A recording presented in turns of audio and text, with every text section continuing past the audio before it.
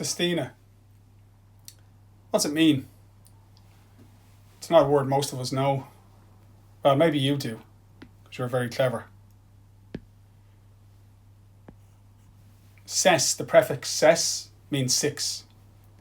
The word Sestina does not refer to what this poem is about, but it refers to the style of poem.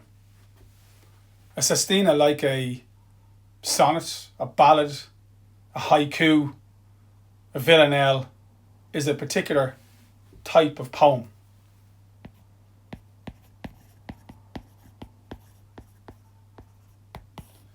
And it's a particularly restrictive form of poetry.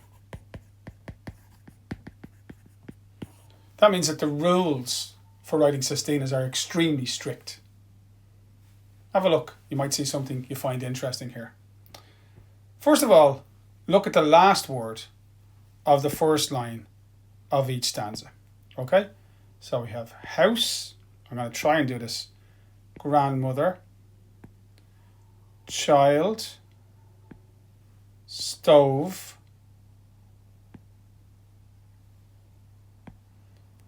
Oh, I won't be able to do it with them all. Okay. Almanac. And let's see, we'll try this one. And tears. Now look at the following stanzas. You will see the word house is there, there, there. That shouldn't be, there should be no break there, apologies. It's just a layout. See, in every stanza, there's that word, and there it is there again. And if we go back up and we look for the second word, which is grandmother, you will see once, twice, 3 times, 4 times, 5, and 6 times the word grandmother.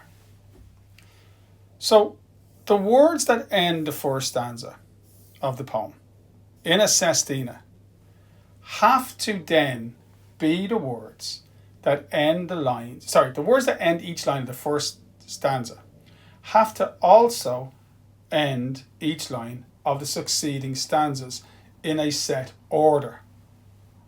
Okay? So as you can see, house in the first one becomes the second one in the second stanza. Tears, which was the first word of the last word of the last line, the first stanza becomes the last word of the first line. So there's a particular order. You don't have to worry about any of it. What I'm trying to say is, that's hard. A sestina must have, look, count, 1, oh, sorry now, my neighbour's dog is barking and I have to say, it's driving me mad. It's not fair. Anyway, what can we do?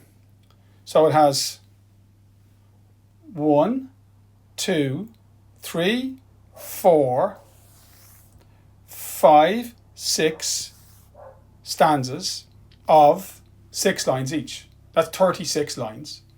And then a final stanza of 3 lines, and that's 39 lines. So a sestina must have 39 lines. The first 36 lines must be broken up into 6 sestets, or lines, stanzas of 6 lines. The last word of each line in the first stanza must also be the last word of each line in the succeeding stanzas in a different order. And then the last stanza must feature all 6 of the words, even though it's only 3 lines. So there's tears, there's almanac, there's grandmother, there's stove, and there's child. So look, you're probably all switched off now and bored. But the fact is that the reason that this poem is famous is because of the insights it gives us into Bishop's life or childhood, because it's such a beautifully reflective and thoughtful and very honest poem, and because the imagery is so powerful. But I think that if you're going to be writing about poetry in the Leaving Cert, you've got to also be able to talk about the skill of the writer And nowhere is, and Bishop is an incredibly like technical writer, really gifted, knew the techniques of writing poetry. And this poem is a great poem. If you want to talk about that in a paragraph, this poem is a great poem to discuss. Okay, let's get through the poem. It's not difficult to understand. It's a poem about childhood. And it's a poem about how what happens to you when you're a child affects the grown-up that you turn out to be. When Bishop was a child, her dad died suddenly. She was only a baby. Her mum, as you know, was devastated by grief and had a breakdown, never recovered. And Bishop was cared for on one hand by her paternal grandparents, her dad's parents, and then later on by her mother's, and then by an aunt and uncle. Then she was sent to boarding school. So she lived this kind of very dislocated life. And this is a memory poem about her experience of living with a grandparent who's devastated by grief. It's clearly her dad's mother. And that grandparent, or, it could easily be and again, I don't want to get too caught up in this, because it could easily be her mother's mother, because her mother's mother would also be devastated by grief, because she has also lost her child. Her child is not dead, but her child is institutionalized, not unable to cope. Regardless, this is a woman, the grandmother, who's dealing with grief. And the poet in the poem describes the child's awareness of that grief, but also the sense of isolation felt by a child when that is not discussed. It begins with a lovely example of poetic fallacy. September rain falls on the house. So it's raining. Again, we've got this sense of unhappiness, of sadness that's associated with, through poetic fallacy, with rainfall. It's September, so the year is coming to an end. We're heading into autumn. There's a sense of things withering and dying. The light is failing. So again, important use of light symbolism. You'll have seen that in, for example, The Prodigal, and in The Fish. So the light is symbolic of hope, and where the light is failing, hope is failing. So there's a maudlin sense, a melancholy sense, or atmosphere in this home. Again, this is a narrative poem in which the poet brings us to a place and makes us understand the feeling of that place through her forensic eye for detail. In the failing light, the old grandmother sits in the kitchen with the child beside the little Marvel stove. Marvel was, you see the way it's capitalized? Marvel was a brand, like saying Zanussi or whatever. Marvel was a company that made stoves in North America in the 1930s when Bishop was a child. Reading the jokes from the almanac. And an almanac, that's the key symbol in the whole poem.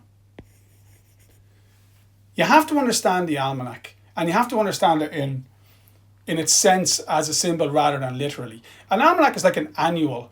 It's like a calendar, and it has all the dates of the year in it. But it also records. So if it has, say, the 3rd of March, it might say in it Paul McCormick's birthday. Now, it won't say that, but it might say, some famous person's birthday, or on this date in 1066, the Normans invaded England. An almanac it's a calendar, but it also is a record of past events. So it's a symbol of the connection between the present and the past and the future. That's crucial, because the almanac would also contain, a farmer's almanac would contain,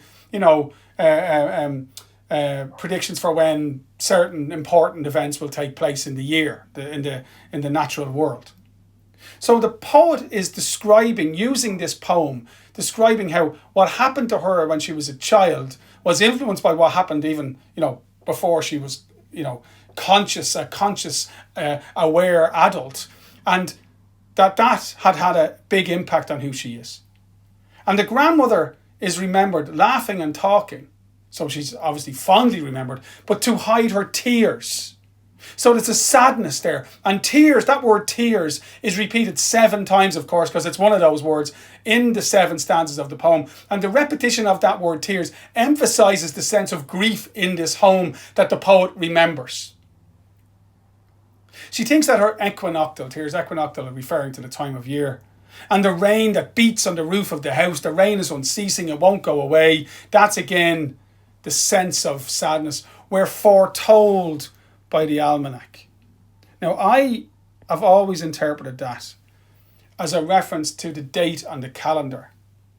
So if you're living with small children, I have young kids in my house, like as we get closer to the 25th of December every year, the excitement ratchets up and the elf on the shelf comes and you go, oh my God, where Santa Claus is coming. And you know, the idea of building towards a date. But that can also happen in a much less pleasant way. So if an anniversary is approaching, I've always thought of this as the poet thinking about the atmosphere in the house being so tense because the almanac, the date on the almanac that's coming up is the anniversary of the father's death. And all of the memories and all the grief and all the pain that will come surging back on that day. That's what the grandmother is anticipating. And that's why the grandmother is struggling so much at this time of the year. We're both foretold by the almanac, but known only to a grandmother. Why known only to her? Because she doesn't talk to the child. Why doesn't she talk to the child? Because she's trying to protect the child from the grief. But the child is aware that she's being excluded. The iron kettle sings on the stove. She cuts some bread and says to the child, it's time for tea now. So in the first stanza, she's reading jokes. In the second stanza, she's making the tea. In the third stanza, she's tidying up. So she's keeping herself busy to distract herself so that she doesn't dwell on what she's feeling. And she's trying to distract the child, to protect the child. But in doing that, Bishop recognises that harm was caused because the child felt excluded. It's time for tea now, but the child is watching the tea kettles. This is a brilliant image. The kettle is not an electronic kettle with an off switch. It's a kettle that you put on a stove and the steam causes the whistle to blow. But as it's bubbling, the water comes down the side of the kettle, it hits the stove and evaporates. The tea kettle's small, hard tears dance like mad on the hot black stove. It's a very vivid image, isn't it? Dance like mad on the hot black stove. So the intensity of the image reflects the intensity of the feeling. The way the rain must dance on the house. Tidying up, the old grandmother hangs up the clever almanac on its string. And then, of course, you have, well, the first part of the poem that's a must learn. So this is a must learn. My ma still does this. She has calendars and she puts them on a little hook on the wall. So the grandmother has the almanac. She was reading jokes from it for the kid. She puts it back on the wall. And the poet says, bird-like, the almanac hovers half open above the child, hovers above the old grandmother. And that's the key image, well, one of the two key images in the poem. Now, clearly the imagery here is not meant to be taken literally. Clearly this is metaphor. So we have this image of the calendar coming to life and kind of hovering above the grandmother. And when it hovers above the child, it's half open. That's really, really important. So what might this mean? Well, it might mean that what the almanac represents, the past, the present and the future, and the connection between those things. The grandmother understands why she's feeling the way she's feeling. She understands it's because of a sense of grief and loss. And as I said, that might be, my understanding is this is her paternal grandmother. So her son died. So that grief is encased in that almanac and she's never going to escape it. It's always going to be with her. It's going to hover above her. It may be the maternal grandmother. Doesn't matter. The same sense of loss and grief, but it hovers half open above the child because the child knows that there's a sense of sadness and grief in the house, but the child doesn't understand why, because the grandmother is incapable of talking to her about it. And the scene is just tragic because the grandmother is suffering terribly, and because of her social conditioning, when you don't talk about your feelings, she doesn't discuss it with the child. It's not because she's being mean. She's trying to protect the child. But the children are not stupid, and children know when something is wrong. And Bishop remembers this vividly. So she paints this feeling vividly. So she paints this picture vividly. And speaking of pictures, she shivers and says she thinks the house feels chilly, puts more wood in the stove. It was to be, says the marvel stove. I know what I know, says the almanac. And then the second image that you have to learn. With crayons, the child draws a rigid house with a winding pathway Then the child puts in a man with buttons like tears. So there's a very vivid image. And the man, the little simile with buttons like tears, who can that be? This male figure that's associated with crying. That's the father. Then the child is drawing this house, but it's a rigid house. Now again, I always thought that was funny. You want the house to be rigid, don't you? You don't want it to fall down. But of course, rigid is referring to the cultural atmosphere in the house, to the emotional atmosphere in the house. It has rules which are rigid and will not be broken. Rules about emotional, talking about emotions and being open. You don't do that. And of course, there's a winding pathway leading away from the house. And that symbol of the house, that rudimentary symbol of the house drawn by the child with the winding pathway, is of course emblematic of the poet's experience of life. That she spent her life searching for a place to call home because of the experiences she had as a child. And then in the the penultimate stanza, we have this really fantastic image. But secretly, while the grandmother busies herself about the stove, the little moons fall down like tears from between the pages of the almanac into the flower bed the child has carefully placed in front of the house. And that's quite a moving symbol. So when we think of flowers, I can't draw, so apologies. The child has drawn this flower bed in front of the house, and the flowers and planting seeds so the flowers will grow, that's emblematic of hope. But if what is germinating those flowers are tears, that's the poet's reference to how her future as an adult, looking back now and understanding her childhood, her future as an adult. Remember in The Prodigal, where she described the central character carrying a bucket along a slimy board. This idea that he was always going to fall because the deck was stacked against him. Well, again, here we have this image that the flowers will grow in a bed watered by tears. So her future is infused with grief, with sadness, with a sense of loss, with a sense of not belonging. Very, very, very, not easy, quite powerful, challenging, interesting imagery. The final part of the poem. Time to plant tears, says the almanac. The grandmother sings to the marvellous stove, and the child draws another inscrutable house. And inscrutable means something which is difficult to understand. And what the poet is reflecting on here is that she spent her adult life really struggling to find a place where she could belong, where she felt that she was at home, because she never really knew what home was. Because home is a place where you feel loved. Home is a place where people are open. Home is a place where you feel that you belong. And as a child, she didn't feel that. She felt she was a reminder to her grandmother of her pain, of her grief. She didn't feel that her grandmother was able to open up with her, make her feel belonging. And therefore, she has this sense of being an exile.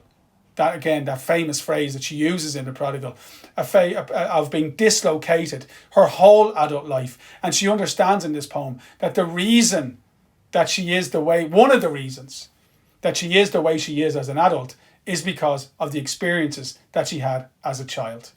It's not an easy poem, but it is an absolutely brilliant poem. Sestina by Elizabeth Bishop.